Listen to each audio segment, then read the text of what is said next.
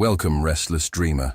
You've just stepped into the shadows of sleep, where stories whisper and the darkness listens. I'm your guide tonight, your voice in the void, here to lead you gently into nightmares wrapped in lullabies. Before we begin, press like if you're brave enough, and subscribe for more midnight tales that blur the line between sleep and terror. Tell me in the comments, where are you watching from, and what hour has found you? I never thought the past could reach so far forward, like a hand stretching from the grave, but here I am, 40 years old, lying awake at night, listening for footsteps that aren't supposed to exist anymore. My name is Daniel Reyes, and for as long as I can remember, my family has been haunted, not by ghosts, not by curses, but by blood, by the woman who gave birth to me, my mother, Lisa. I was 6 when my brother Matthew was born. I remember the excitement, the way my father, Antonio, beamed in the hospital lobby, as though he'd won some invisible war. "You've got a little brother now, Danny," he said, ruffling my hair. I smiled, but my attention went straight to the closed door where my mother was inside, cradling the baby I hadn't yet seen. From the beginning, something about her changed. She held Matthew with a grip that was almost possessive, her eyes never leaving him, her hands never trusting anyone else to touch him. Even when Dad reached for the baby, her fingers twitched, like she was about to snatch him back. At first, I thought it was just motherly instinct, but the older I got, the more I realized it was something else, something deeper, something unspoken. The illnesses started early. Matthew couldn't keep food down. His cries lasted through the night. The hospital visits became routine. Bright lights, machines beeping, doctors using words I didn't understand. Each time, Mom was there, her face pale, whispering to him in a language I didn't know, rocking him as if the world might rip him from her arms. Then came the night everything shattered. Matthew had been admitted for the 3rd time. And though the doctors promised he was improving, I could feel the tension around me like a storm building. Dad smiled that evening, saying he might be discharged by Friday, but the next morning, it all fell apart. The hallway filled with nurses rushing in and out of Matthew's room. Mom clung to him, sobbing, begging, while Dad demanded answers. I sat in a chair by the vending machine, holding my Game Boy and pretending the blinking screen could block out the sound of my brother's wailing. That was when I noticed the police officer. He was standing at the nurse's station, watching my mother's room. I didn't understand it then, but I do now. They were already suspecting her. The arrest was fast and brutal. One moment she was sitting by Matthew's bedside. The next 2 officers were pulling her hands behind her back. She didn't scream. She didn't fight. She just looked at my father with this hollow expression and whispered, "Don't let them take me." But they did. The weeks after that blurred into chaos. My father fought like hell for her, swearing she would never harm her own child, swearing the doctors had it wrong. But then, Matthew got better. Just like that. His vomiting stopped, his fever faded, and within days, he was healthy again. The trial lasted months. I sat in the back of the courtroom, watching testimony after testimony pile up. Nurses said they saw her slipping things into Matthew's bottles.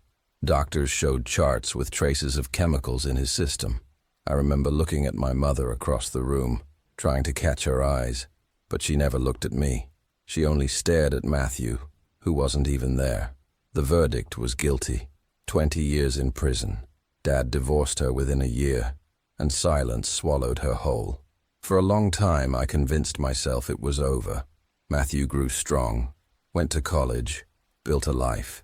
I did too. Married, had children of my own, carved out a fragile sense of normalcy. But then the letters started. They were never sent to me, always to Matthew. On his 18th birthday, she wrote. Then again, and again. Every month, another envelope. Each one insisted she was innocent. Each one begged him to visit. He never responded. Sometimes he would open them. Sometimes he would throw them away unopened. But he never doubted she was guilty. "She's not my mother," he said once, his voice flat as stone. "She's just a stranger who tried to kill me." I told myself I agreed. I told myself she was a ghost, long gone, locked away forever. But she isn't. Next week, she's being released. And I know, God help me, I know, she's going to come looking for me. I wish I could say I was surprised when the letter arrived, but I wasn't. Not really. It wasn't even addressed to Matthew this time. It had my name on it, scrawled in handwriting I hadn't seen in over 2 decades, but still recognized instantly.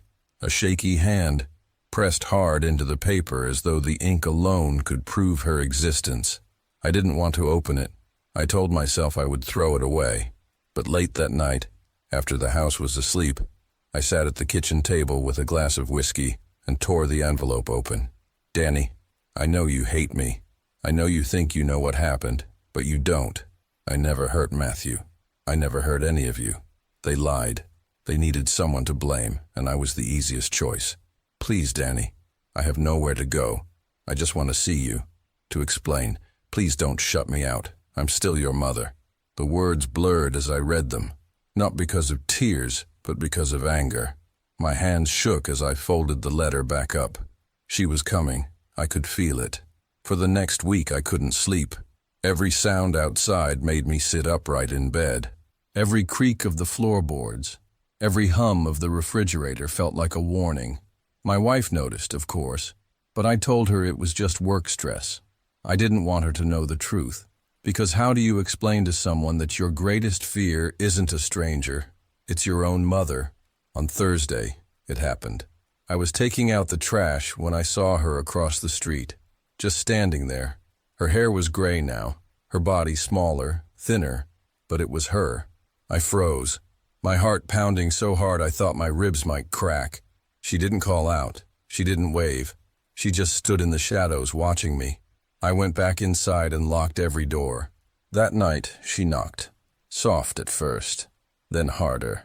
My children stirred upstairs. My wife sat up in bed, but I stood in the hallway, staring at the front door as the knocking grew louder, more desperate. "Danny," her voice came through the wood. "Please, just let me see you." I didn't move. "Danny, I'm your mother." The words crawled under my skin like insects. The knocking stopped. For a moment I thought she'd left, but when I checked the peephole, she was still there, standing motionless, her face pale in the porch light, her eyes locked on the door. Hours passed. She didn't leave. The next morning she was gone, but I know she'll be back. I can feel her circling, waiting, looking for a way in. And I've made my decision. If she comes again, if she even tries to step 1 foot inside this house, she'll find nothing but locked doors and silence. Because no matter what she says, no matter how many letters she writes, I know the truth. And the truth is this: the only thing more dangerous than a ghost is a mother who refuses to stay buried.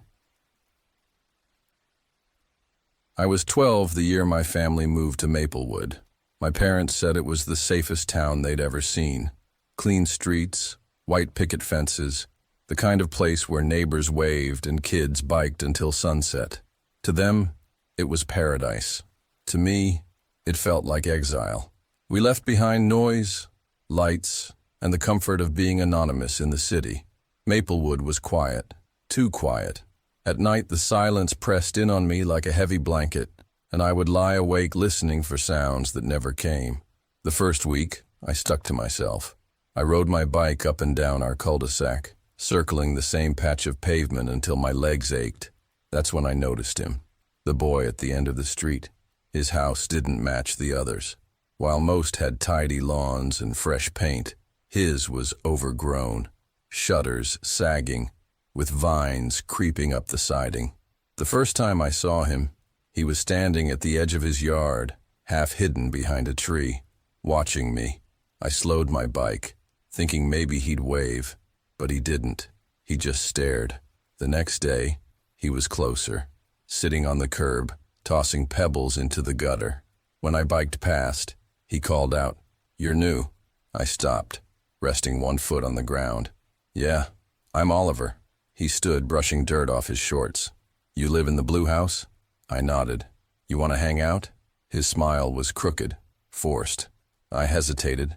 He seemed odd. Something about the way he leaned too close, eyes too wide. But I was tired of being alone. Sure.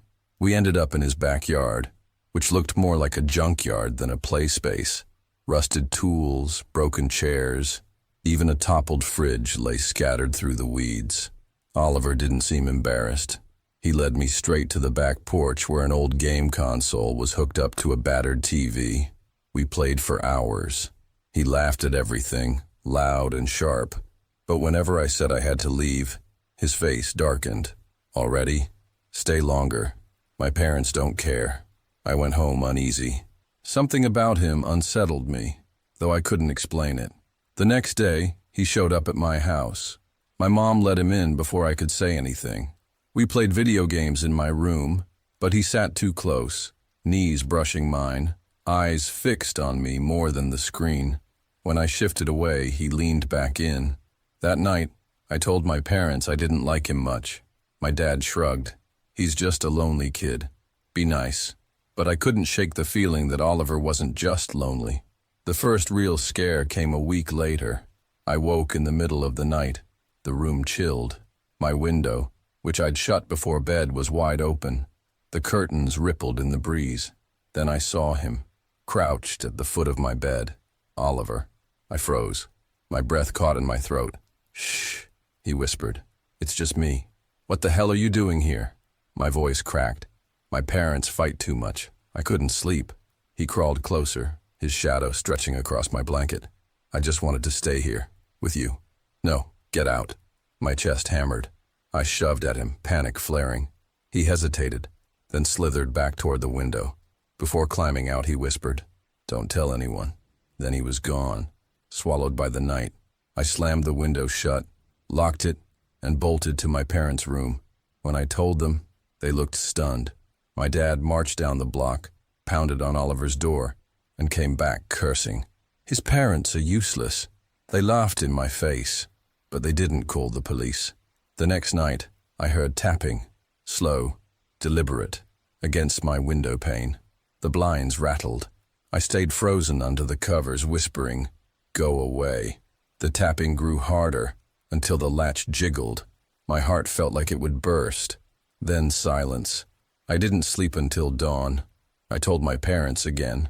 My mom sighed. "Ignore him. He'll stop eventually." But he didn't. Everywhere I went, Oliver was there. At the corner store, at the park, standing in his yard, eyes locked on me. Sometimes he waved, but the smile never reached his eyes. The dread built like a storm I couldn't outrun. And then, one night in October, it broke. I woke to the sound of glass shattering. My window exploded inward, shards scattering across the floor. Moonlight spilled through the hole, and Oliver climbed in, his face pale and eyes glittering. This time, he didn't whisper. He didn't hesitate. He stepped toward me. I screamed. I screamed so loud it tore my throat raw. My bedroom door burst open and my dad charged in, fists clenched. Oliver froze in the middle of the room, his bare feet crunching on shards of glass. For a heartbeat, no one moved. Then my dad lunged. Oliver darted back, slipping through the broken window like a shadow. My dad shouted after him, vaulting onto the lawn in nothing but his robe. I followed to the doorway and watched him storm down the street, barefoot on the cold pavement, until he reached Oliver's house. He pounded on the door so hard the frame shook. From where I stood, I could hear muffled voices, raised and furious. Then the door slammed. My dad returned, jaw tight, his hands trembling. "They'll pay for the window," he muttered. "If they don't, I'm calling the cops." But they never called the cops that night. Maybe because Oliver was just a kid. Maybe because they thought it would blow over. It didn't. The next week was a blur of fear. Every creak in the house made me jolt. I couldn't sleep without my lamp on, and even then, I'd wake sweating, convinced I'd see Oliver crouched in the corner.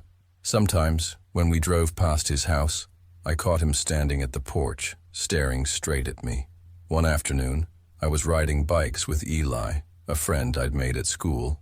When we passed Oliver's yard, Eli stiffened. "You've been hanging with that kid?" "Not by choice," I muttered. Eli shook his head. "Everyone knows something's wrong with him. His family's messed up. You should stay away." I didn't need the warning. I already knew. But Oliver didn't stay away from me. That night, I woke again to the sound of tapping, slow, measured, against the boards my dad had nailed over the broken window. My stomach dropped. I lay frozen, listening. The tapping turned to scratching, then to pounding. Finally, silence. I thought it was over, until I heard footsteps in the hall, soft, deliberate, coming closer. My bedroom door creaked open. The hallway was dark, but I saw the outline of a figure step inside. My throat closed. I reached for the lamp, hand shaking. The light snapped on, but no one was there. Just the open door, the empty hall. I couldn't breathe. The next morning, my dad swore the boards on my window were untouched. He thought I'd dreamed it, but I knew what I'd heard. I knew what I'd seen.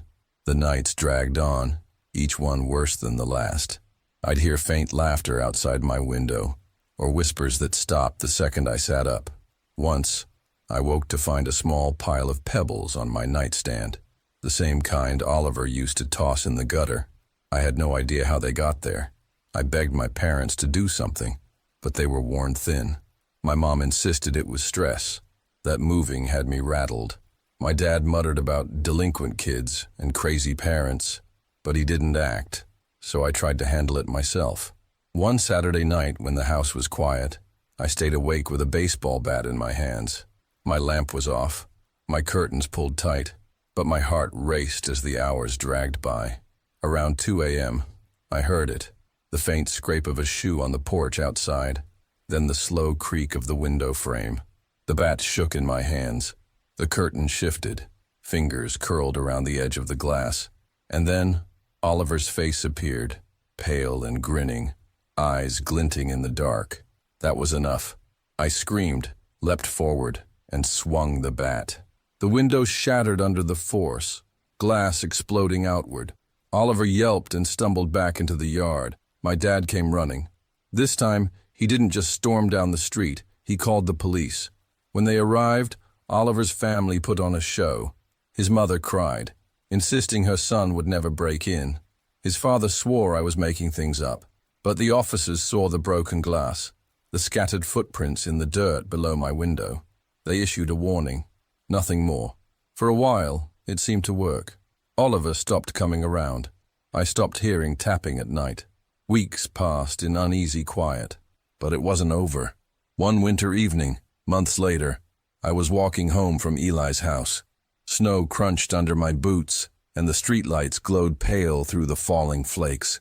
As I passed the abandoned house at the end of the block, I felt it, eyes on me. I turned. In the upstairs window, through the dust and frost, a shadow moved, a boy's silhouette. I didn't wait to see more. I ran the rest of the way home, lungs burning, heart pounding. By spring, the house was empty. Oliver's family had packed up and vanished. No one knew where they went. Some neighbors said they left overnight without warning. Others whispered about debts, or worse. But I knew the truth. Oliver hadn't left because his family moved. He left because he'd been waiting, watching. Even now, years later, I dream about him. The tapping on the glass, the whisper at the foot of my bed, that crooked smile. And every time I wake in the dark, with the curtains shifting in the breeze, I wonder, what if he found me again? Because kids like Oliver don't just disappear. I never planned to end up here. The city wasn't supposed to feel like a trap. It was supposed to be freedom.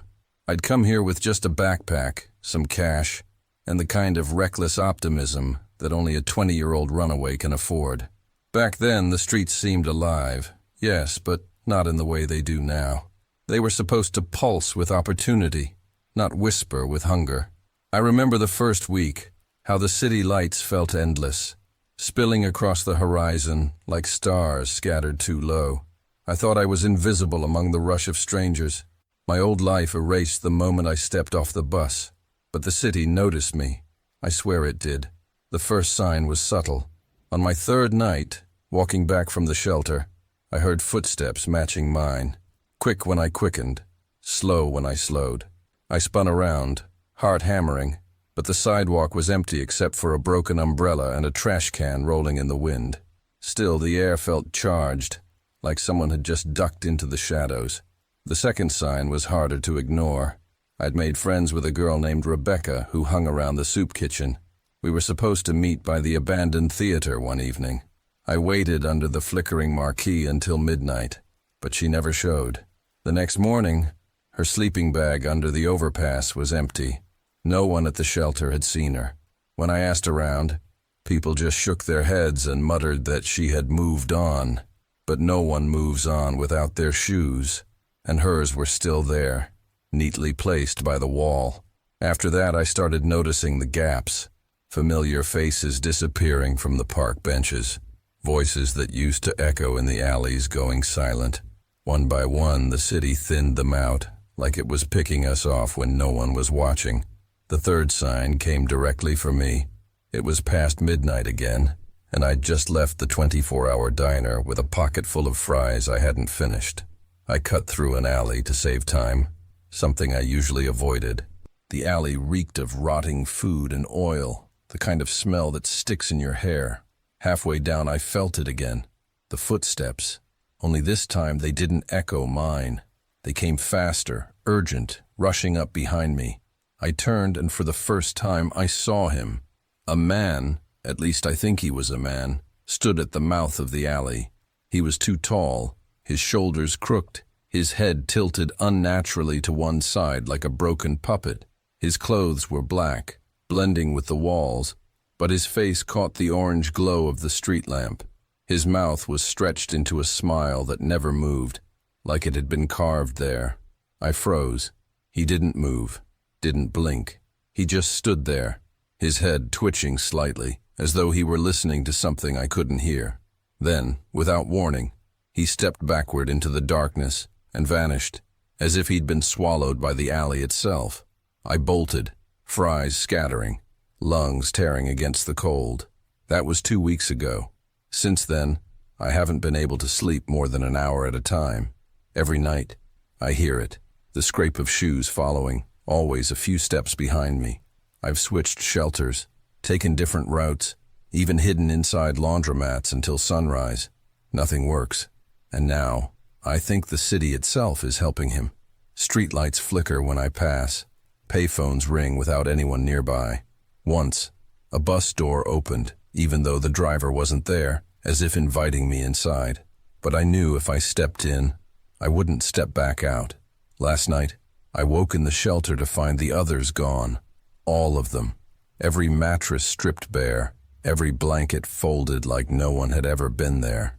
Just me, lying alone in a room that should have been full, and in the corner against the peeling paint was a smear of black, something wet, something fresh, shaped like a handprint dragged downward.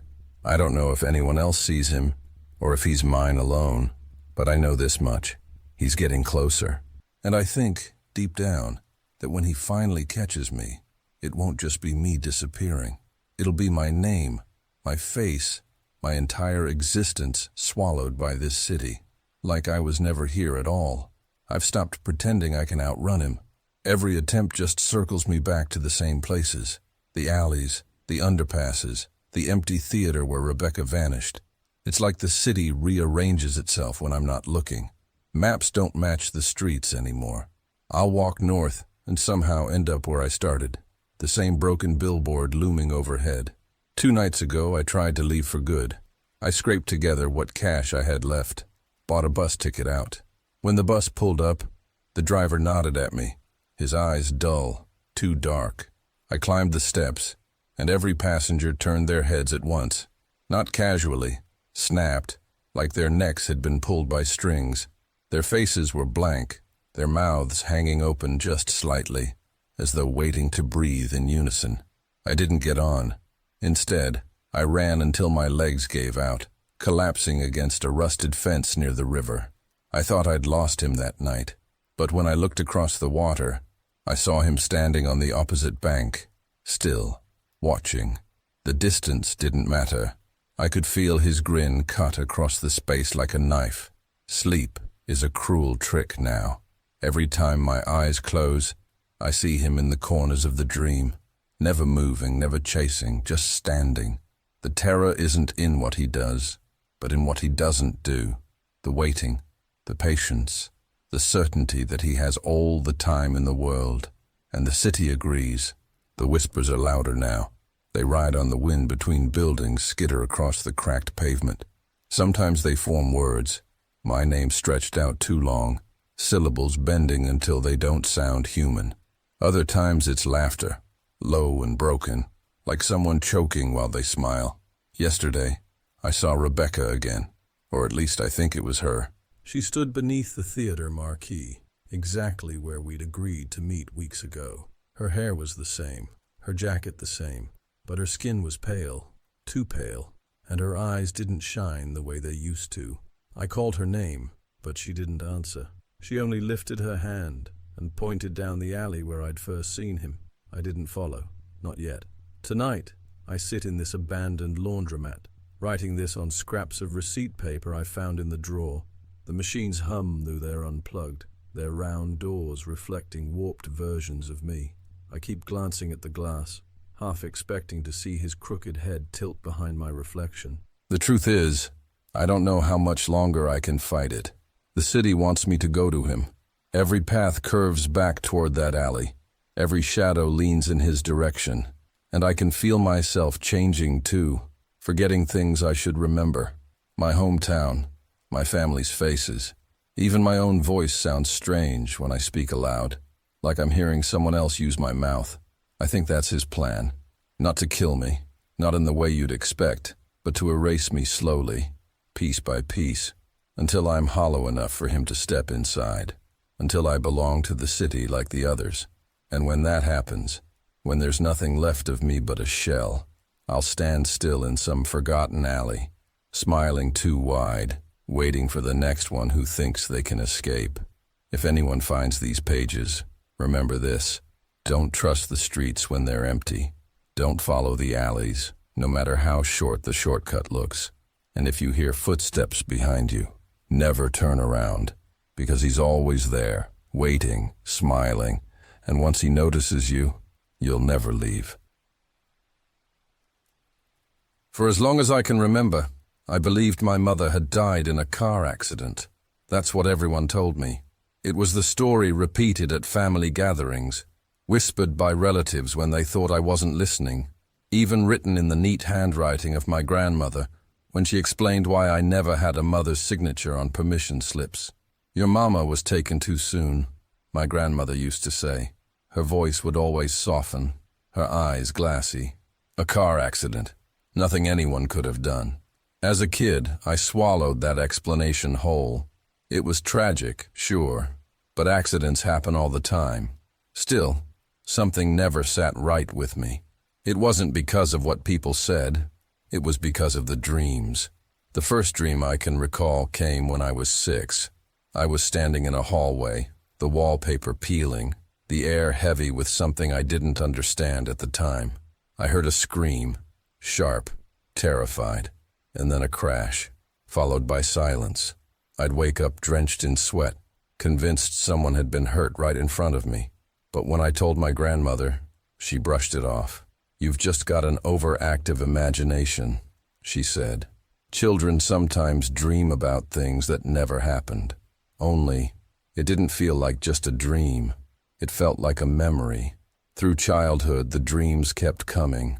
Sometimes it was the sound of glass shattering. Other times it was the sight of red spreading across the floor like spilled paint. Sometimes I'd see a pair of eyes, my father's, though I didn't want to believe it, filled with something I couldn't name but made my stomach twist. By the time I turned 18, I had learned to bury it. I was heading off to college, excited about a future where I could finally leave the house that smelled of mothballs and dust, where my grandmother clung too tightly to the past. But the night before I left, I had the worst dream of all. In it, I was standing in the living room of the old house where I grew up. The furniture was all there, just as I remembered it. Brown couch, scratched coffee table, the yellow lamp with the crooked shade. Only in this dream, the room wasn't empty. My mother was there, on the floor. Her hands were outstretched as if reaching for me, her mouth moving but no sound coming out. Above her stood my father, his face twisted, his hands dripping. I woke up screaming. College was supposed to be my escape, but instead, it became the place where the dreams grew sharper. I couldn't ignore them anymore. They weren't fading with time. They were growing clearer, as if some locked door in my brain was slowly creaking open. It got to the point where I couldn't sleep without pills. I visited the campus clinic, and that's when a counselor suggested therapy. I didn't think much of it at first. Sit in a chair, talk about my childhood, maybe get some tips for sleeping better. But when I told the therapist about the dreams, the screams, the red, the feeling that I wasn't remembering an accident but something else entirely, she didn't dismiss it. She leaned forward, her eyes steady. Sometimes, she said, the mind protects itself from trauma by rewriting what happened. Have you ever considered that what you were told about your mother's death might not be the full truth? The words hit me harder than I expected. I laughed nervously, shook my head. No, that can't be right.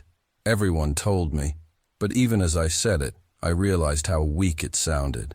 Everyone had told me. I had never seen a single piece of proof. No newspaper clippings, no police report, not even an obituary. Just words repeated until they hardened into fact. That night, I couldn't stop thinking about it. What if my dreams weren't dreams at all? What if they were fragments of something I saw, something I was never supposed to remember? A week later, my therapist suggested trying regression therapy.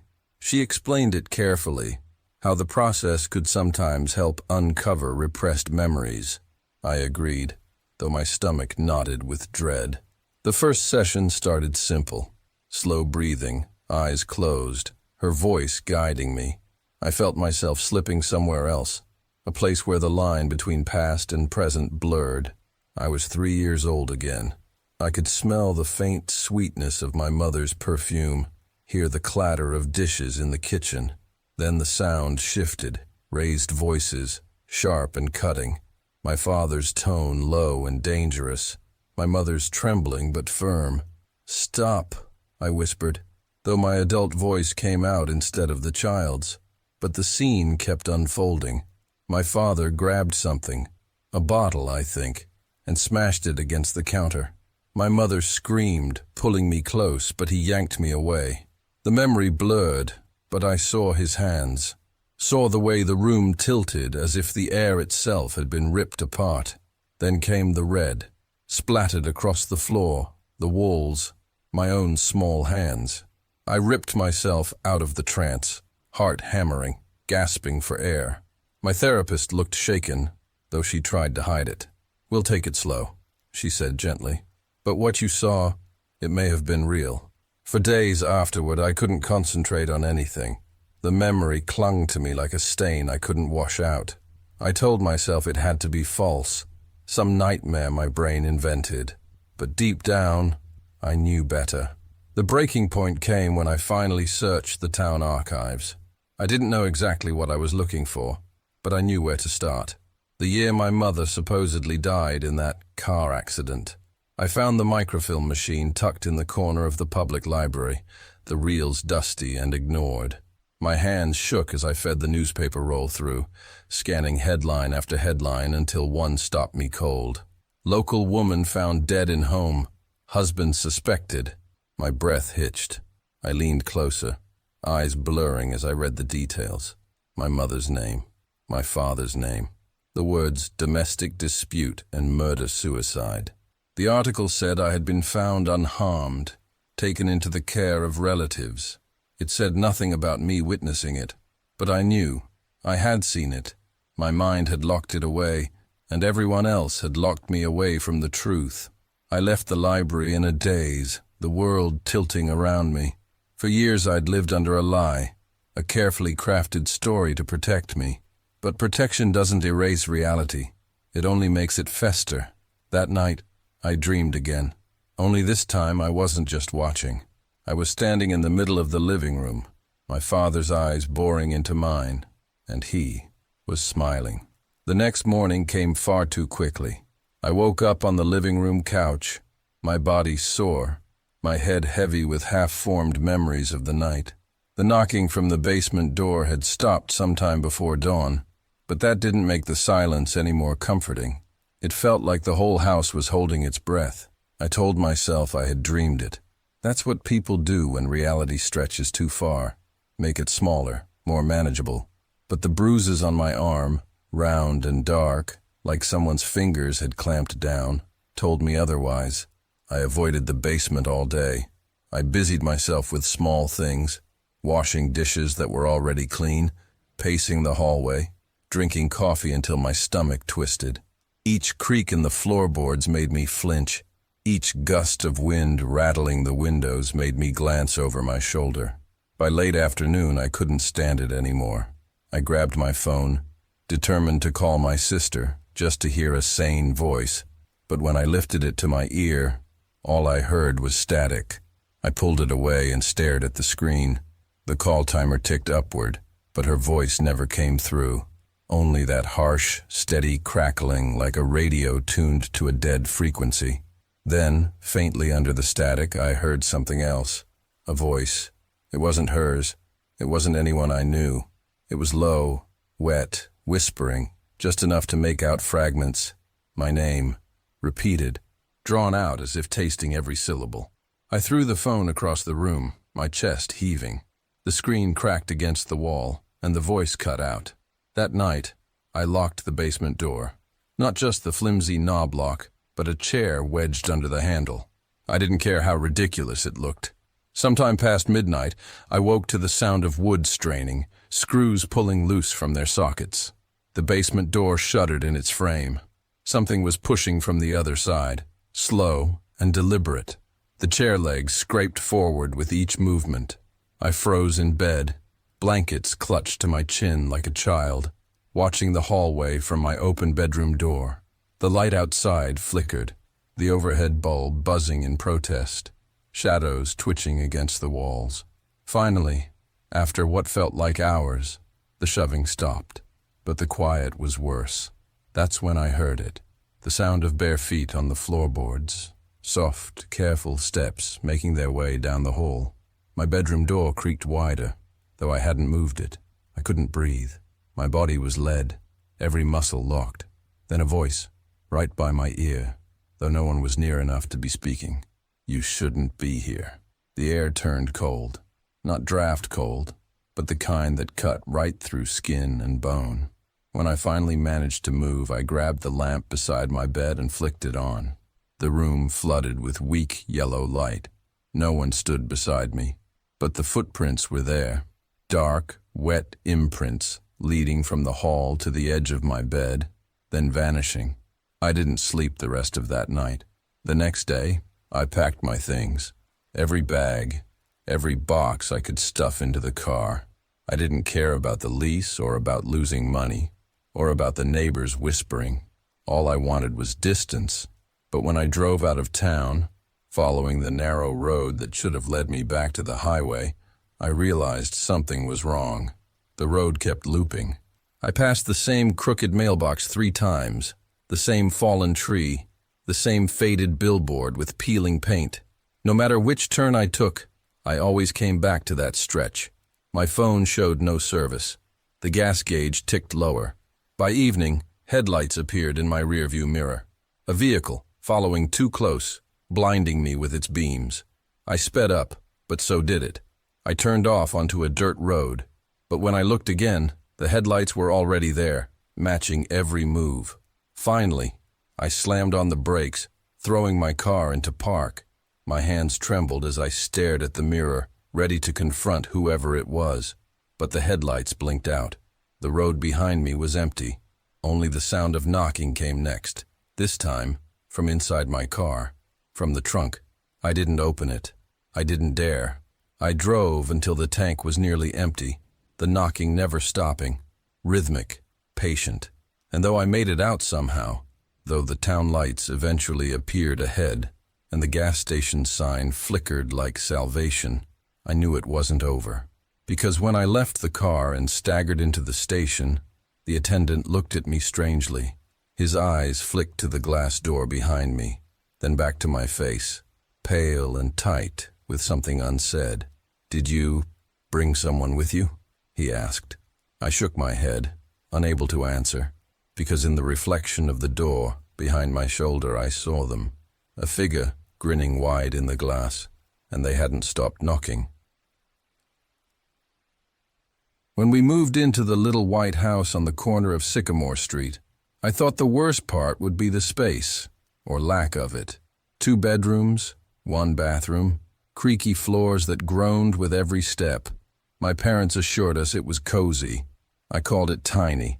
And worst of all, I had to share a room with my little brother, Evan. Evan was 6, all wild curls and missing teeth, and he carried his stuffed bear everywhere he went.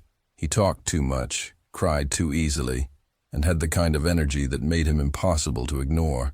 I was 13, already tired of him tagging along, already craving the kind of privacy a house like that couldn't give me. The first week was uneventful, unless you count the furnace clanking like it was ready to explode. I tried to tune it out. School was starting. I had new neighbors to meet, and I just wanted to pretend our move wasn't permanent. But then Evan found the picture. We were unpacking boxes in the basement. Dust hung in the air, catching the sunlight from the one tiny window. Evan was sitting cross-legged on the concrete floor, rummaging through a box that definitely wasn't ours. It was shoved against the far wall, half smashed, taped with yellowing strips that cracked when he peeled them away. "Look," he said, holding something up. It was a photograph, black and white. Edges curled, the surface scratched. A boy stared out at us, maybe 7 years old, with hair parted neatly to the side, and a faint smile that didn't quite reach his eyes. Someone had drawn 2 faint X's over his face, like they were trying to erase him but couldn't finish the job. "Creepy," I muttered. "Put it back." But Evan clutched it to his chest. "No, he looks nice. He can be my friend." I rolled my eyes. "You already have friends, real ones, at school. This is different," he said, staring at the photo. "His name's Buddy." I snorted. "You just made that up." "No, he told me," Evan whispered. And then he smiled in that unsettling way little kids sometimes do, too sure of something that makes no sense. That night was the first time I heard the scratching. I woke up around midnight, groggy and annoyed, to the sound of something scraping against the wall between our beds, like tiny nails dragging slowly across plaster. I sat up, blinked, and listened. Evan was awake too. I could see his eyes reflecting in the dim glow from the streetlight outside. "Stop it," I hissed. "I didn't do anything," he said. His small hand pointed at the wall. "It's Buddy. He's trying to come in." A chill worked its way through me, settling deep in my stomach. "Shut up and go to sleep." But Evan just whispered, "He says he likes you too." The next few days, things started, shifting. Evan had always been clingy, but now he wouldn't do anything without Buddy. He pulled out an extra chair at the kitchen table, insisting Buddy needed a place to sit. He asked Mom to pack snacks for 2. He spent hours whispering into the corner of our room, head cocked like he was listening to someone answer. And then his toys started moving. At first I thought it was Evan being sneaky. He was always staging elaborate adventures with his action figures. But I'd come back into the room and see his blocks stacked into tall, wobbling towers I knew he didn't build. His toy trucks lined up in neat rows against the baseboard, headlights pointed toward my bed. Once, I found his stuffed animals arranged in a circle, all facing inward, like they were waiting for something to appear in the center. I told my parents. "Imaginary friends are normal," Dad said, not even looking up from his paper. "He's just adjusting," Mom added. "Give him time." But it wasn't normal. Not when I woke up again to the scratching. Not when I saw Evan's lips moving in the dark, whispering back to the wall. Not when I caught a glimpse of the photograph on his pillow one morning and swore the boy's faint smile looked wider than before. One night, I couldn't take it anymore. "Buddy isn't real," I snapped, sitting up in bed. "You're just being weird." Evan sat cross-legged, the photo clutched in his hands. His face twisted with anger, but it wasn't just anger. It was fear, too. "You don't say that," he hissed. "He doesn't like it when you say that." "Good," I shot back. "Maybe he'll leave." Evan's mouth opened to argue, but then we both froze. The scratching started again, louder this time. Not faint fingernails, but deep, insistent gouges tearing at the inside of the wall. Evan smiled, slow and satisfied. "He's already here." I stared at the wall, my skin prickling, every hair on my arms standing on end. The sound grew sharper, closer, as if whatever was inside the plaster was one scrape away from breaking through. That's when I realized the house wasn't too small after all. It had plenty of room. Room for all of us. Me, my parents, Evan, and whoever was waiting on the other side of that wall. The road narrowed into something less like a highway and more like a dirt path, though my headlights still revealed fragments of cracked pavement beneath. The trees leaned closer now, their branches arched and skeletal, forming something like a tunnel. I told myself it was just an old service road, maybe one that had been abandoned after years of disrepair. But the longer I drove, the less that explanation held. Every few yards I caught shapes in the woods. They weren't animals. They stood too still, too upright. When I slowed the car, trying to get a clearer look, they seemed to dissolve into the darkness, as though they'd only been shadows waiting for me to glance away. I kept both hands locked on the wheel, my knuckles pale under the dim glow of the dashboard. The GPS wasn't any help. The screen flickered, shifting between maps that showed different layouts of roads. Sometimes the thin blue line of my route simply vanished, leaving nothing but a blank gray screen. I tapped it, tried to restart it, but when the screen came back, I saw something that made my stomach twist. The little car icon that represented me wasn't on any road at all. It was in the middle of a dark, shapeless expanse. I told myself to turn around. I tried to, jerking the wheel into a U-turn. But when the car spun and the headlights swung over the road behind me, I froze. The pavement was gone. Instead of cracked asphalt, there was only forest floor, dirt, roots, and layers of damp leaves. My pulse hammered in my ears. I shifted into reverse, desperate to get back the way I'd come, but the tires spun and crunched as though they were pressing into soil, not tar. When I slammed the brakes, silence swallowed the world around me. Then came the whispering. At first I thought it was just the wind whistling through the trees, but the longer I listened, the clearer it became. Voices, low, tangled together, murmuring in a chorus I couldn't understand. They weren't coming from one direction.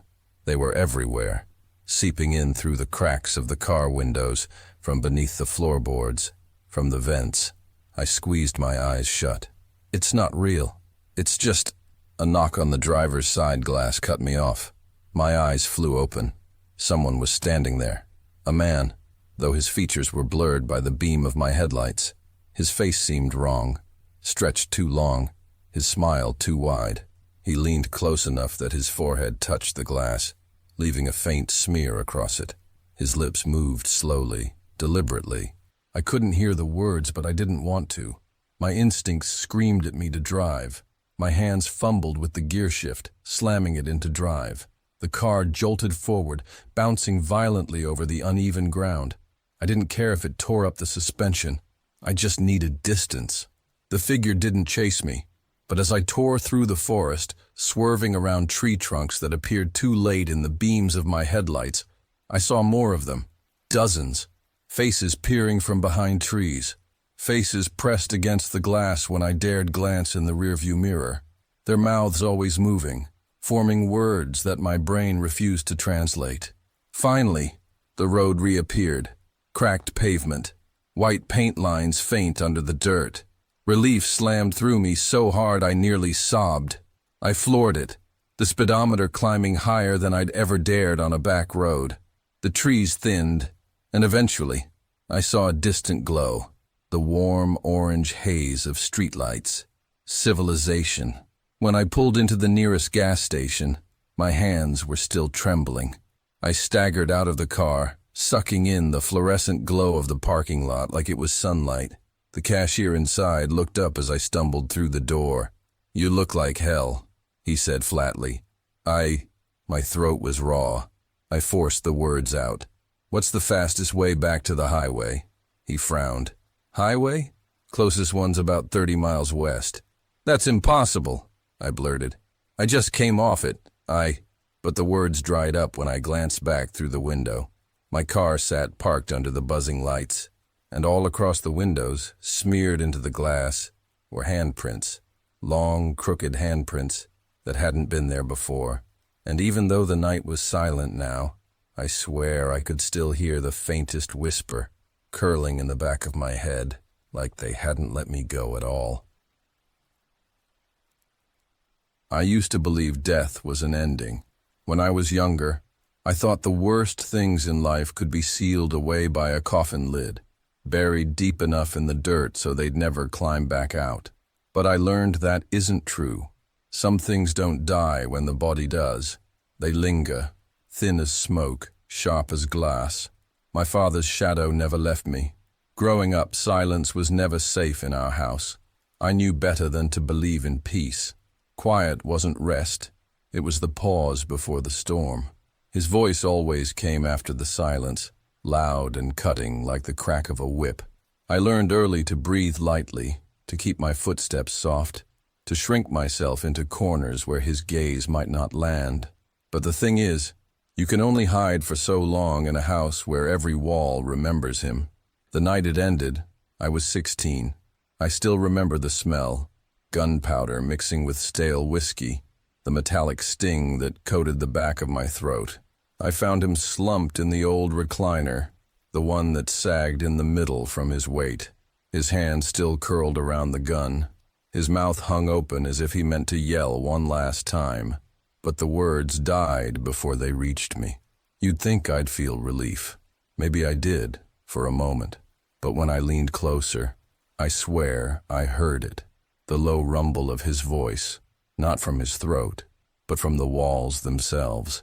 That was the first time I realized silence in that house was impossible. I grew up, moved out, built a life far away, or at least, I thought I did.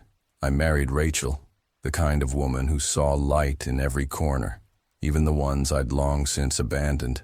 And when she told me she was pregnant, I should have been nothing but happy. Instead, something hollow opened inside me, like a trap door creaking under my feet. I didn't tell her why. I didn't tell her that at night, when I sat alone in our living room. I still heard him, not in words, never anything clear, just the tone.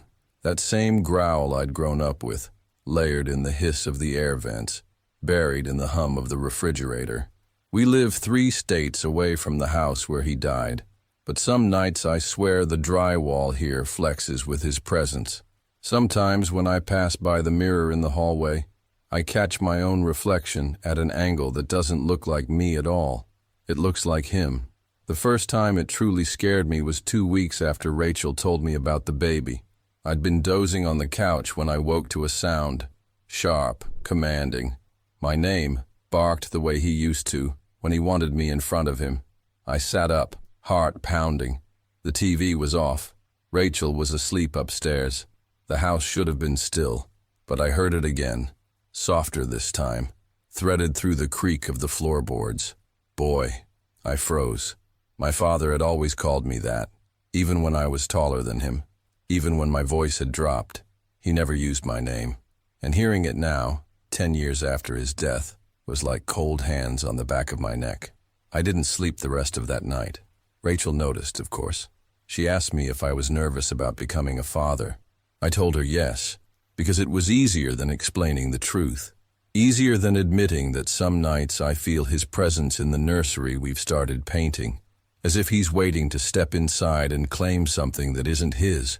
I've tried to convince myself it's stress. That's what people say, isn't it?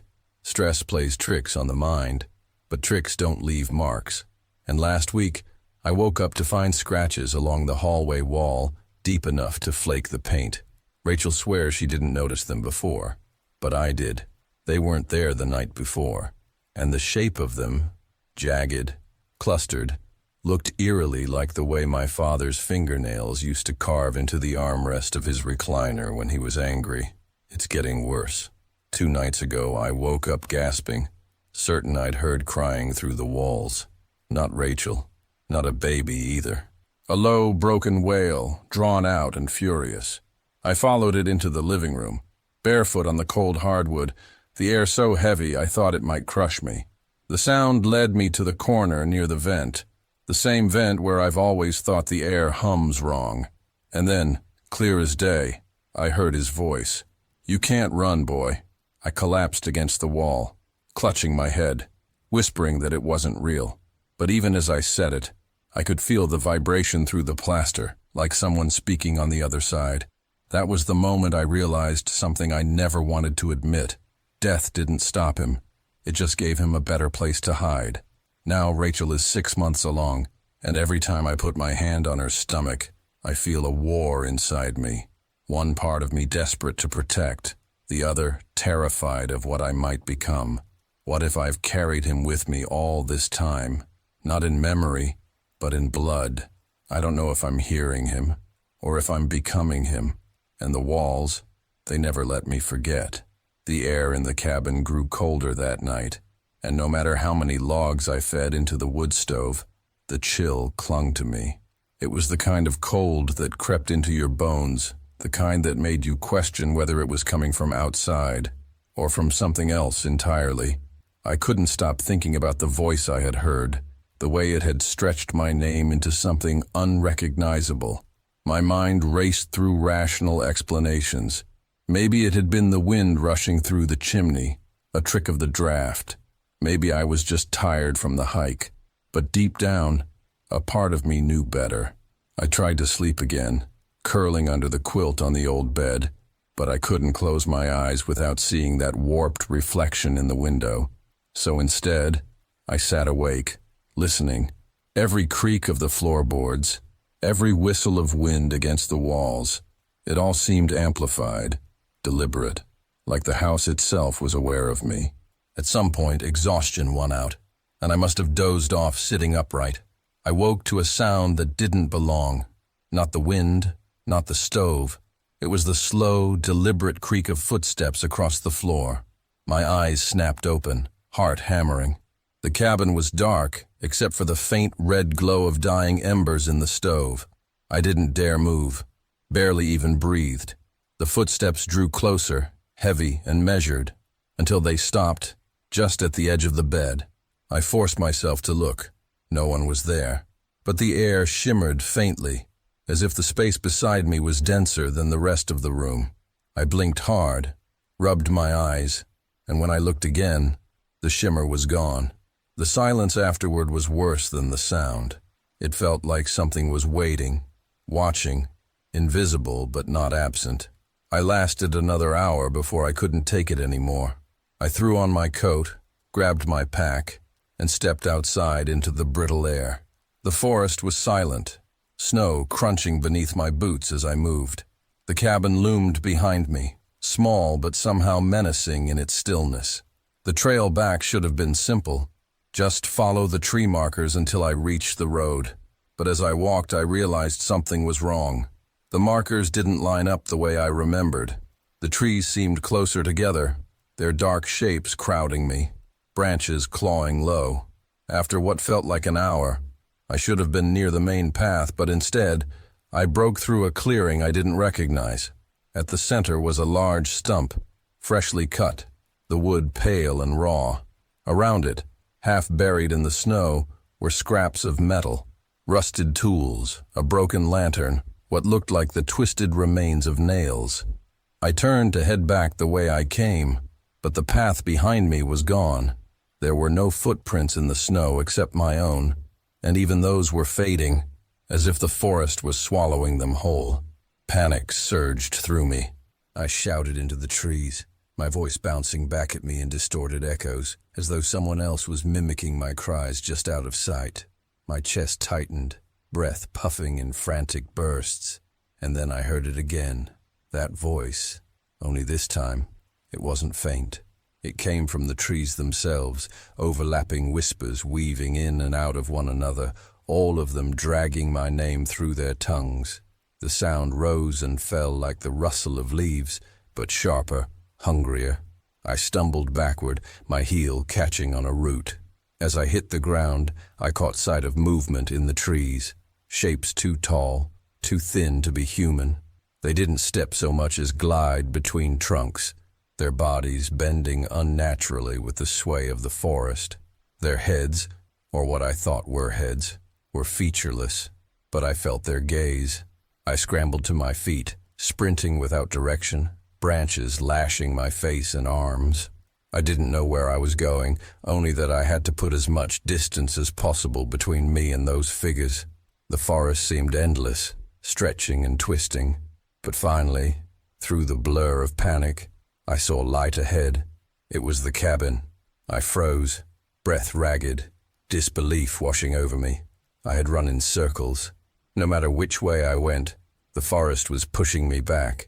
The cabin's single window glowed faintly with firelight, though I knew I hadn't left the stove burning that strongly. And then, through the glass, I saw movement inside. Someone, or something, was sitting in the chair by the fire, its back to me. It rocked gently, like it had been waiting all along. My stomach dropped. I had left the cabin empty. I knew I had. For a moment, all I could do was stand there in the snow, staring, my legs refusing to move. Then, slowly, the figure in the chair began to rise. Its outline stretched unnaturally tall against the wall as it turned toward the window. I couldn't see its face, only the silhouette of its head tilting, until it seemed to bend too far. That was enough to snap me into motion. I bolted back into the woods, plunging blindly through the snow, even though every path seemed to lead back to that cursed cabin. My lungs burned, my legs trembled, but I didn't dare stop. The forest whispered my name, closer now, threading into my ears until I couldn't tell if the voices were outside or inside my head. I felt them pressing against me, closing in, urging me to give in and let them take me. The last thing I remember clearly is stumbling again, this time into a hollow between the roots of a massive tree. I collapsed there, too weak to rise, the darkness pressing in around me.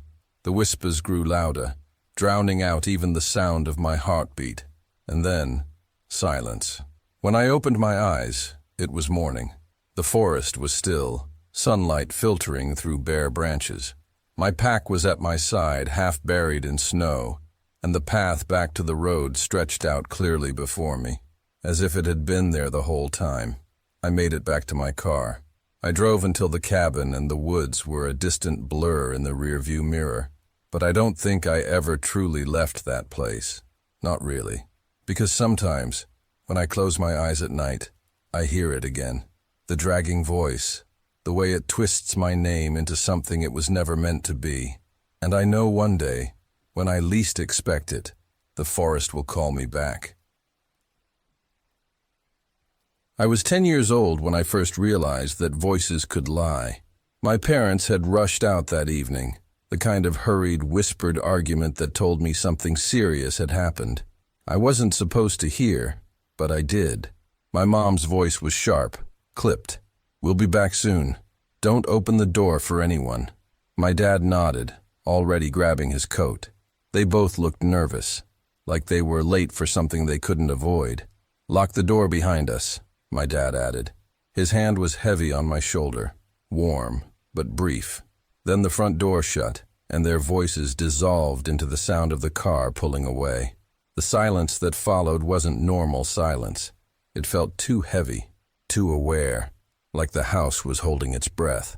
I locked the door, just like they told me, and sat on the couch with the TV humming in the background. I wanted to distract myself, but I kept glancing toward the windows, at the shadows moving with the streetlights. It must have been 2 hours later when I heard the first sound. The front door creaked. Just a small shift, like pressure against it. My body froze. I knew I'd locked it. I had checked it twice, but as I stared at the door, the deadbolt rattled, softly, almost playfully. Then a voice called out, "Ethan, it's me. Open up." It sounded like my dad. The tone was warm, casual, like nothing was wrong, but something about it was off. My dad's voice was low, steady, with a kind of tired kindness in it.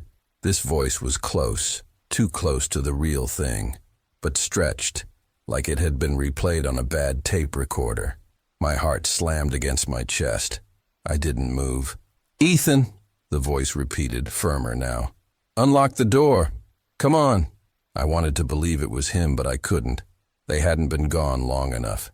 And even if they had, why didn't I hear the car pull back in? I stayed quiet, forcing my breathing to stay low. Then, as if it knew, the voice said, "I know you're listening." The words slithered under the door, cold as the draft creeping along the floorboards. I backed away from the couch and into the hallway, every instinct screaming at me not to respond. My parents always told me not to talk to strangers, but what do you do when the stranger sounds like your family? The rattling stopped. For a moment, I thought it was over. I thought maybe I had imagined it. But then, footsteps, slow, deliberate, just beyond the door. They circled, scraping against the porch. Then I heard it again, but not from the door this time, from the window. "Ethan," it whispered my name like a game, drawing it out, pressing against the glass. I couldn't bring myself to look. I just knew if I did, something would be staring back at me from the dark. I bolted down the hall, straight into my room, and slammed the door shut. My hands shook so badly I could barely twist the lock. My little desk lamp threw weak light against the walls, but it didn't feel safe. The house no longer felt like my house. Then came the knock, not at the front door, not at the window, at my bedroom door. 3 slow, heavy knocks that rattled the frame. I couldn't breathe. My parents couldn't be back yet. No one else had keys. Whoever, or whatever, was in the house with me now wasn't supposed to be here. "Open the door, buddy," the voice said, calm, coaxing. "It's okay. It's just me." It wasn't my dad's voice anymore. Not exactly. It was slipping, like whoever was wearing it had grown tired of pretending. There was a faint echo in it now, a hollow ring that made my teeth ache. I wanted to scream, but the sound was stuck in my throat. The knocking came again, harder this time. The walls shook. "Don't make me ask again." I scrambled under the bed, pressing myself flat against the cold floor. Dust filled my nose and throat, but I didn't dare cough. I just lay there, staring at the thin line of light under the door. A shadow fell across it, 2 feet. Waiting, for what felt like forever, the figure stood there. Then, slowly, it crouched. The shadow bent, lowering itself until I could see the outline of a hand dragging along the floor, fingertips grazing the bottom of the door. The voice came one last time, soft, almost tender. "I know where you are." The days after that night blurred together, but not in the way they should have. I didn't sleep much. Whenever I tried, I'd jolt awake, convinced someone was standing in the corner of my bedroom. I told myself it was just leftover paranoia, a trick of the mind after everything I'd been through. But then the phone calls started. The first one came at 3:14 a.m. The phone buzzed on my nightstand, startling me out of a shallow, twitching sleep. I picked it up without thinking, still groggy, and pressed it to my ear. Silence. Not the kind of silence where you can hear static or background noise, but something heavier, like someone was on the line holding their breath. I whispered, "Who is this?" Still nothing. Then the call ended. I stared at the screen. No number. Just unknown caller. My hands were shaking as I set the phone down. I tried to convince myself it was some kind of automated spam call, but deep down I knew it wasn't. Whoever had been on the other end wanted me to know they were there. The calls came every night after that, always around the same time, always silence. On the 5th night, I finally snapped. When the phone rang, I picked up and yelled, "What do you want from me?" And this time, there was a reply. A whisper, so faint I thought I imagined it. "You shouldn't have left." My blood turned to ice. I slammed the phone down and spent the rest of the night pacing the apartment, every shadow looking like it was about to step forward. I checked the locks 3 times, shoved a chair under the door handle, and still didn't feel safe. By the 7th night, it escalated. The phone rang again, and against every instinct, I answered. The whisper was louder now, almost clear. "I can see you." I turned in a slow circle, my heart hammering. The apartment was dark, the curtains drawn. There was no way anyone could see me. Still, I dropped the phone and lunged at the window, pulling the curtain aside with a shaking hand. Nothing, just the quiet street, empty at this hour. I let out a shaky laugh and backed away, only to trip over something lying on the floor. When I bent down to look, my stomach dropped. It was a Polaroid photograph of me, sleeping.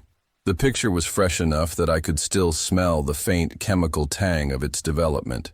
I stared at it, trying not to scream. My phone buzzed again, the vibration loud in the silence. Slowly, I picked it up. Another text from the unknown number. "Next time, don't wake up." That was the breaking point. I couldn't stay there anymore. I stuffed a duffel bag with clothes, grabbed my wallet and keys, and bolted. I drove aimlessly for hours, too scared to go to a friend's place and drag them into this, too paranoid to stop at a hotel where someone could track me down. Eventually, I parked in a rest stop off the highway and sat in my car, every muscle locked tight, watching the mirrors for movement. When dawn broke, I convinced myself maybe I was overreacting. Maybe this was some elaborate prank, though I had no idea who would do something like this. But when I drove back home, the dread came crashing down again. The apartment door was unlocked. I knew I had locked it. I always checked, always double-checked. Inside, everything looked normal at first. Too normal. I moved through the rooms, my pulse racing, waiting for something to jump out. Then I saw it. Another Polaroid on the kitchen table. This one was of me at the rest stop, sitting in the driver's seat of my car, staring into the mirror. I dropped it like it burned me. Whoever this was, they weren't just breaking into my home. They were following me. They knew where I went, where I stopped, what I did. And the worst part was, they were close enough to capture me without me even realizing. I wanted to run, but where? If they could track me like this, there was no point. So I did the only thing left. I called the police. They came, 2 officers who looked more bored than concerned. I showed them the photos, told them about the calls, the unlocked door. They glanced at each other, then back at me, their faces unreadable. One of them said, "Sir, there's no sign of forced entry. No fingerprints, no evidence anyone was here besides you. Maybe you misplaced the photos yourself?" "Are you kidding me?" I snapped. "Look at these. How could I take a picture of myself asleep?" They didn't have an answer, just a shrug and a half-hearted promise to keep an eye on things. Then they left, leaving me in the silence again. That night I didn't bother sleeping.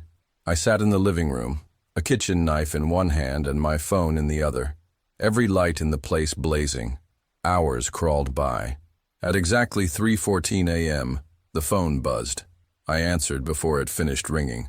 This time, the whisper wasn't faint. It was right in my ear, as though the caller was standing behind me. "You can't hide." I spun around, heart slamming against my ribs. And that's when I saw it. The reflection in the darkened TV screen. A figure standing in the hallway watching me. I used to think the worst thing in life was being invisible. When you're the quiet kid in a small town, people either ignore you or target you, and in my case, it was always the latter. Clearwater wasn't the kind of place you could hide in. Everyone knew who you were, who your family was, what your house looked like, and even the way you carried yourself walking down Main Street. I couldn't blend in no matter how hard I tried. It started small, snide comments in the hallway, my name scratched onto bathroom stalls, a shove when I was carrying books. But over time, the bullying grew teeth. By the time I was 15, I'd been cornered in locker rooms, chased down back roads, and left bruised more times than I wanted to admit. Teachers turned blind eyes. My parents told me to toughen up, and so I learned to swallow the pain, to let the bitterness pool in my chest like stagnant water. That was before I met Lucas. Lucas moved to Clearwater the summer before sophomore year. His family bought the rundown farmhouse on the edge of town, the one with peeling paint, broken shutters, and an abandoned barn that everyone said was haunted. He showed up on the first day of school wearing a denim jacket 2 sizes too big, his blonde hair falling into his eyes, a backpack hanging half open like he didn't care if things fell out. He wasn't afraid. I could see that right away. When the same group of boys who usually tormented me tried to size him up, Lucas stared back without flinching. There was a smile playing at his lips, the kind of smile that said he was enjoying it. They backed off. Just like that, my tormentors had found someone they couldn't rattle. For reasons I never fully understood, he decided to sit next to me at lunch that day. "You look like you could use a friend," he said, sliding onto the bench across from me. I wanted to laugh, or cry, or both, but instead, I just nodded. From that day on, things changed. When Lucas was around, the others left me alone. He had this way of tilting his head, of staring at someone until their words dried up in their throat. He wasn't big.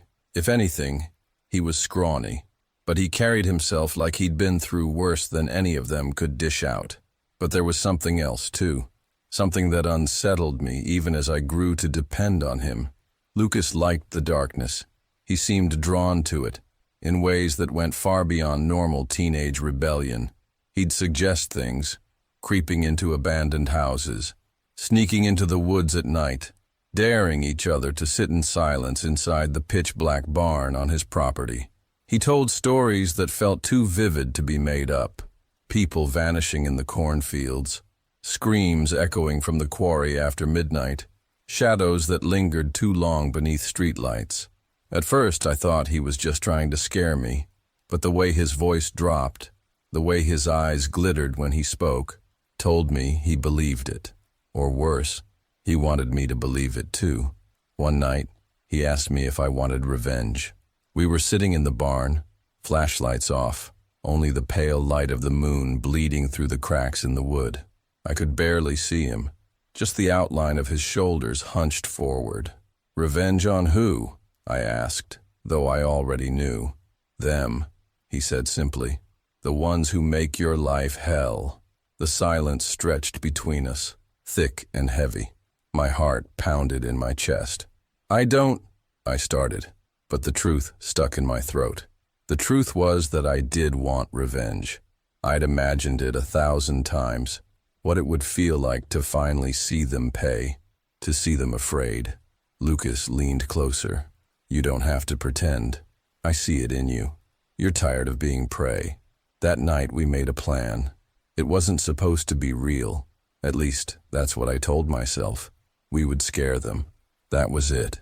We'd lure them out, make them feel the way they'd made me feel all these years. Helpless, trapped. But when the night came, everything shifted. We picked Jason, one of the worst of them. He was cocky, cruel, and always carried that smug grin that made me want to break something. Lucas knew where he'd be.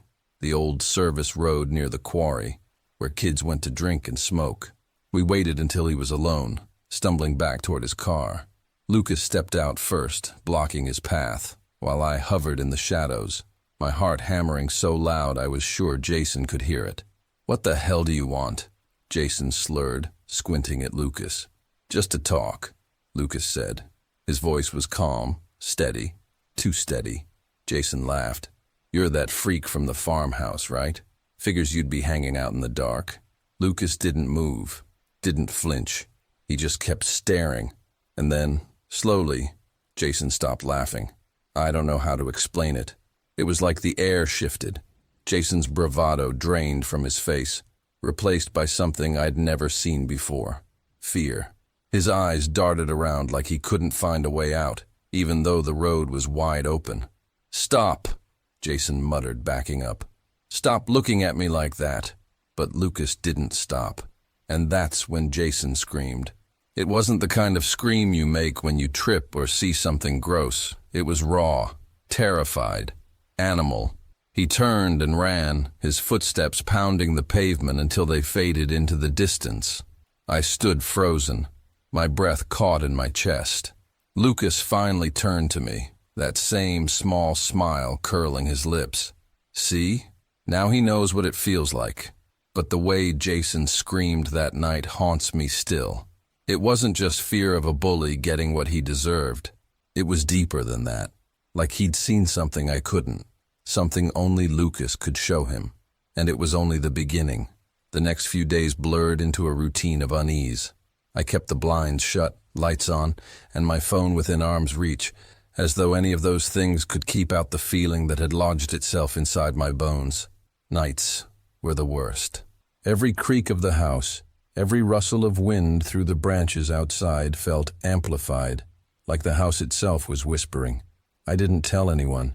Not my parents, not my closest friends, not even the guy who sat next to me in biology lab who'd once joked that he could tell when I was nervous because I fiddled with my pen until it broke. How could I? I think something followed me home. No one would believe that. And worse, what if they did? What if by telling someone, I gave it more power, invited it closer? Still, the silence pressed down too heavily to bear alone. So I started talking to myself, whispering under my breath when I moved from room to room. Just me, just me, just me. My voice became a thread, keeping me tethered. I told myself it worked, until it didn't. It was Friday night when I woke at 3:14 a.m. to the sound of footsteps. Not the groan of the house or the trick of half sleep, but deliberate, heavy steps coming from the hallway outside my room. My mouth went dry. I lay frozen, counting the seconds between the steps, until they stopped right outside my door. I don't remember deciding to move, but my hand shot out and snapped on the lamp. Yellow light filled the room, sharp and artificial. The hallway fell silent. I waited, heart hammering, and finally, with trembling fingers, I pulled the door open. The hallway was empty. I almost convinced myself I had imagined it, until I saw the carpet. A trail of wet footprints, faint but unmistakable, stretched from the front door to my bedroom. They stopped just short of where I stood. That was the moment I realized I wasn't just being watched. I was being hunted. I couldn't sleep again that night. I sat against the wall, clutching my phone like it was a weapon, every nerve screaming for me to run, though I had nowhere safe to go. By morning, the footprints had faded, as though they'd never been there. That should have been comforting. It wasn't. It only proved that whatever was happening was beyond reason. Saturday afternoon, I tried leaving the house, desperate to break free from the suffocating dread. But the moment I stepped outside, the world felt wrong. The air was heavier, darker, like the sunlight itself struggled to reach me. I made it 3 blocks before I caught my reflection in a shop window. Except, it wasn't me. The figure in the glass looked like me, but older, hollow-eyed, with skin stretched too tight and lips curled in something between a sneer and a smile. My reflection lifted its hand a second later than I did, lagging, like it had been caught off guard. I stumbled back, nearly tripping on the sidewalk. When I blinked, it was gone. Just my own pale, terrified face staring back at me. That night I heard whispering, not in my head, not the product of exhaustion, but an audible murmur slipping through the walls, under the door, into my ears. I couldn't make out words, just the cadence, a voice too low, too steady, circling the edges of my room. "Stop," I whispered, pressing my palms to my ears. "Stop, stop, stop." The whispering only grew louder, weaving around my words like vines wrapping a tree. Then it stopped, abruptly, leaving the silence ringing. A second later, I heard it, breathing, right beside my bed. I didn't dare turn. My muscles locked as the sound deepened, slow and rasping, less like human breath and more like something forcing air through a broken instrument. Then, just as quickly, it faded. When I finally looked, I was alone. I don't know what it wants. I don't know how it found me or why it lingers, but I know this. It's patient. It's not trying to scare me. It's breaking me down piece by piece until I stop resisting. And tonight, as I write this with every light in the house burning, I realize something terrifying. I'm not afraid of the thing outside my door anymore. I'm afraid of the part of me that's starting to want to open it. I was 6 years old when I first learned that monsters don't always live under your bed. They drive cars, they wear smiles, and they wait for moments when no one is watching. Our house stood at the edge of a quiet suburban street, the kind of place where neighbors left their doors unlocked and kids rode bikes until the streetlights flickered on. My parents trusted that safety, and I believed in it too. Most afternoons, I played with my chalk drawings on the driveway. My world nothing more than stick figures, hopscotch squares, and the occasional squeak of my tricycle wheels. That day was no different, or at least it shouldn't have been. The sun had just started to dip, the sky painted in streaks of orange and purple. I was bent over, coloring in the crooked arms of a chalk man when I noticed the car.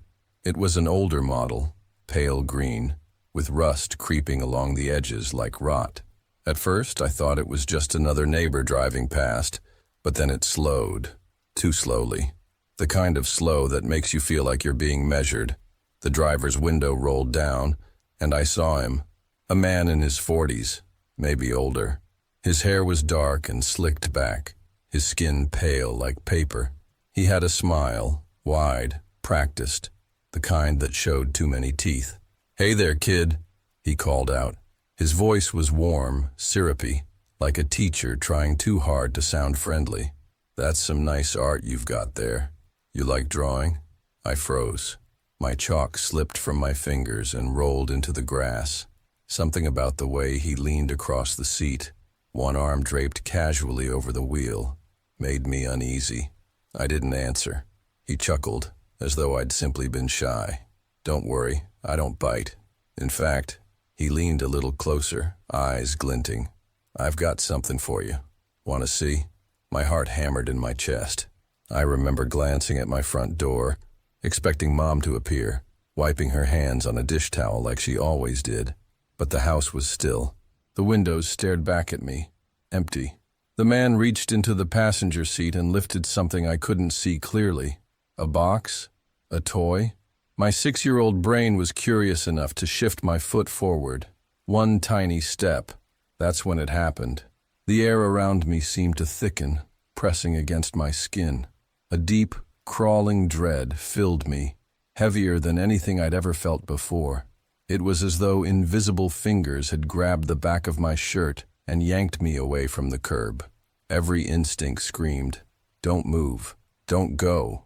The man's smile twitched, faltered for half a second, before snapping back into place. "Come on, just a second. It's nothing bad. You'll like it." I shook my head slowly. He stared at me for a long, silent moment.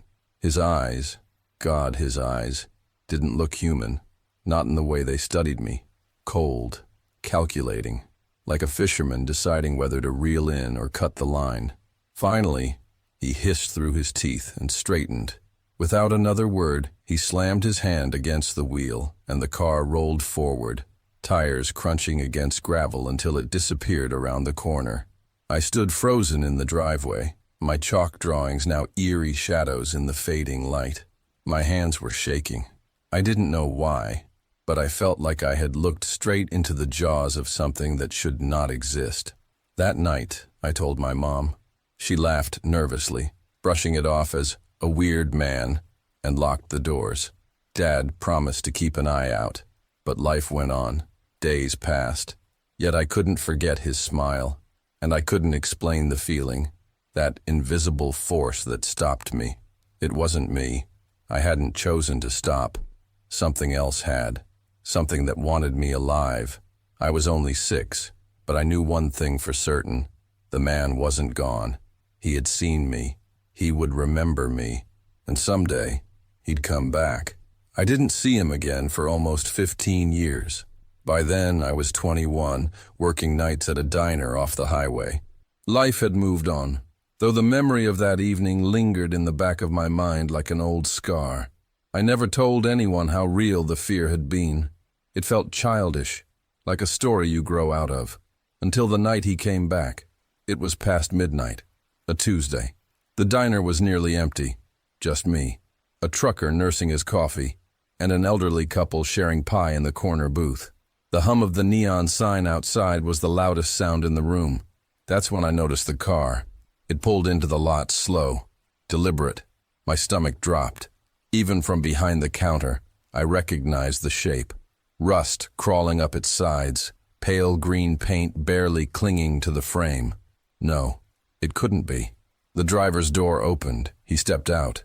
Older now, his hair streaked with gray, but his face was unmistakable. That same stretched smile, those same cold eyes. Time hadn't dulled them at all. If anything, they looked hungrier. He walked inside, boots scraping against the tile. His gaze swept the room, pausing when it landed on me. "Evening," he said, voice just as syrupy as I remembered. I swallowed hard, gripping the edge of the counter. What can I get you?" He chuckled, sliding onto a stool. "Coffee, black, and maybe some company." The way he said it made my skin crawl. I poured the coffee with trembling hands. His eyes never left me. "You've grown," he murmured, stirring the cup though he hadn't added sugar. "Funny how time flies. I thought about you often, wondered how you turned out." My blood ran cold. He remembered. After all those years, he still remembered me. I wanted to scream, to call the police, but something in his stare pinned me in place. The same invisible weight from my childhood pressed against me again. Only this time it wasn't protecting me. It was holding me there. "You almost came to me that day," he said softly. "Do you know what would have happened if you had?" I shook my head, lips dry. His smile widened. "You wouldn't be sitting here, that's for sure." For a moment, the room felt smaller. The walls seemed to breathe, the shadows stretching longer. The trucker and the couple were still there, but none of them looked up. None seemed to notice. It was as if the world had folded in on us, trapping me alone with him. My heart pounded. I could barely breathe. Then, just like when I was 6, something stirred inside me. A whisper, a pressure pushing against his hold, a force not my own. "Leave," I whispered, though my voice shook. His smile faltered. His eyes flicked around the diner, suddenly unsure. I felt it then, the same invisible presence that had saved me years ago. It was here again, stronger now, wrapping around me like unseen arms. The man's face twisted into something darker. His voice dropped, venom replacing sugar. "This isn't over." He shoved the coffee aside, stood, and stormed out. His boots echoed like thunder as the door slammed behind him. When I rushed outside, his car was gone. Not driving away, just gone. I stood there under the buzzing neon, shaking, staring at the empty lot. I knew one thing. He wasn't just a man. He never had been. And whatever he was, whatever wanted me all those years ago, he still does. But something else wants me alive. Something unseen. Something stronger. The war for me has only just begun.